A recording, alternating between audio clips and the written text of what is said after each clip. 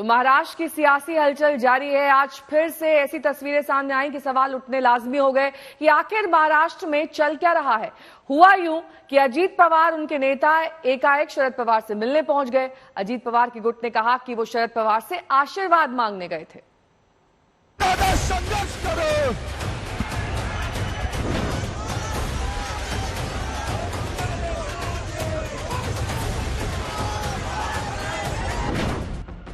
NCP में टूट के बाद आज से शुरू हो रहे महाराष्ट्र विधानसभा के सत्र तूफानी होने के आसार हैं। आशंकाओं के बीच कल तमाम दलों के लिए चाय पार्टी का आयोजन किया गया, जिसका विपक्ष ने बहिष्कार किया, लेकिन चाय की चुस्की के साथ सत्ता पक्ष के नेताओं के चेहरे पर मुस्कान साफ नजर आई। लेकिन इस तस्वीर से पहले मुंबई के वाईबी चौहान सेंटर से आई इन तस्वीरों ने महाराष्ट्र की सियासत में एक बार फिर से उबाल ला दिया। अजीत पवार गुट को मालूम चला कि शरद पवार वाईबी चौहान सेंटर में हैं, तो बगैर देर किए अजीत पवार का पूरा गुट शरद पवार से मिलने पहुंच गया। बताया जा रहा है कि अजीत पवार गुट ने शरद पवार के पैर छूकर आशीर्वाद मांगा।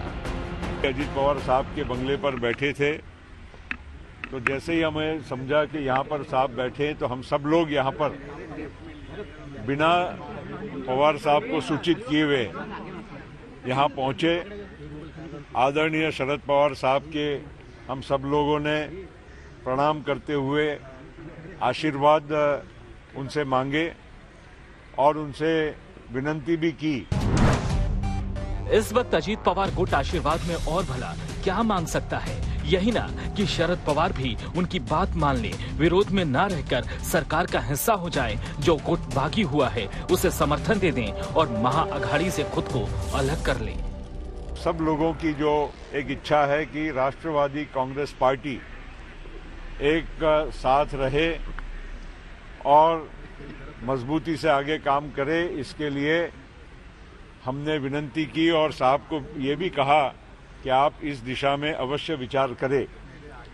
आदरणीय पवार साहब ने किसी भी प्रकार की प्रतिक्रिया नहीं दी, हमारी बात को सुना और उसके पश्चात हम सब लोग यहाँ से अब प्रस्थान कर रहे हैं। बस इससे ज़्यादा आज के लिए हमारे पास न कोई आपके पास न जवाब है न प्रश्न हम आपके लेने वाले हैं। शरद पवार अजीत गुट के विनती पर विचार करेंगे, ये थोड़ा मुश्किल लगता है, क्योंकि 2 जुलाई को अजीत पवार गुट ने पार्टी तोड़कर न सिर्फ बगावत की थी, बल्कि अजीत पवार ने शरद पवार को अध्यक्ष पद से भी हटा दिया था। इतना ही नहीं, उन्होंने चुनाव आयोग को चिट्ठी लिखकर यह भी बता दिया था कि शरद पवार अब उनकी पार्टी के अध्यक्ष नहीं हैं। लेकिन एक बार फिर शरद पवार से मिलने वाली ये तस्वीरें सियासी हलचल बढ़ाने वाली हैं।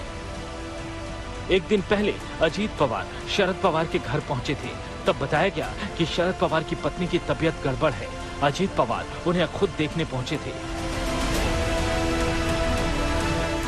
अब इस सियासत की इनसाइड स्टोरी समझिए। महाराष्ट्र में आज से मॉनसून सत्र शुरू हो रहा है। यह नंबर गेम भी बहुत मायने रखता है, क्योंकि शरद पवार वाला गुट अभी दावा कर रहा है कि उनके पास 19 विधायक हैं और बहुत सारे विधायक ऐसे हैं जो हैं तो अजीत पवार गुट में, मगर मानते वो शरद पवार को है। कहने का मतलब ये कि वो कभी भी वापस आ सकते हैं। 30 तक तो पहुंचती है हमारी, लेकिन काफी विधायक ऐसे हैं कि कहीं भी हो लेकिन पवार साहब को मानने वाले। अब सवाल ये है कि अजीत पवार शरद पवार को अब क्यों मना रहे हैं? अजीत पवार को शरद पवार से अब किस बात का डर है? मुंबई से देव अमीश कोटक और साहिल जोशी के साथ आज तक ब्यूरो। सौरभ वक्तानिया मेरे सहयोगी इस वक्त जुड़ गए हैं तमाम जानकारी के साथ। सौरभ, अब तो अजीत पवार को मन मांगे मंत्रालय भी मिल गए, सब कुछ ठीक ठाक भी लग रहा है उस गठबंधन में, फिर वो अजीत पवार बार बार शरद पवार से मिलने पहुंचने, या फिर यूं एनसीपी का कहना कि बहुत सारे ऐसे लोग हैं अजीत पवार खेमे में जो शरद पवार को अब भी मानते हैं, इसके क्या संकेत हैं? जी संकेत नहीं है, एक ही साफ है कि कहीं ना कहीं अजीत पवार और उनका जो पूरा ग्रुप है उनको ये साफ दिखता है कि अगर शरद पवार उनके साइड नहीं होंगे तो कहीं ना कहीं उनको आने वाले चुनाव में और ग्राउंड लेवल पे जो एनसीपी के वर्कर्स है उनका बैकलैश देखना पड़ेगा, क्योंकि वो जो सपोर्ट उनको मिलना चाहिए वो सपोर्ट अभी भी उनको नहीं मिल रहा है। देखिए, शरद पवार बहुत ही चाणक्य है पॉलिटिक्स के और महाराष्ट्र की राजनीति बहुत बखूबी जानते हैं।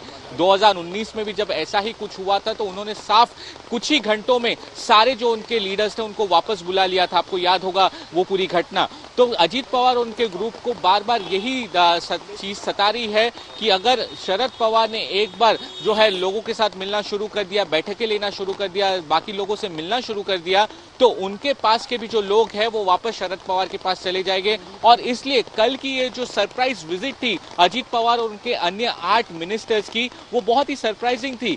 वो वहां पर जाके पहले तो उनसे माफी मांगी, उनके पैर छुए, उनको रिक्वेस्ट किया कि आप वापस जो है एक साथ एनसीपी में आ जाए, आप इस साइड में आ जाए। लेकिन शरद पवार जब तक वो 20 मिनट वहां पे थे, शरद पवार ने एक भी लफ्ज बोला नहीं, वो सिर्फ चुप बैठे रहे। जब सारे लोग वापस चले गए तो शरद पवार तमाम जानकारी के लिए आपका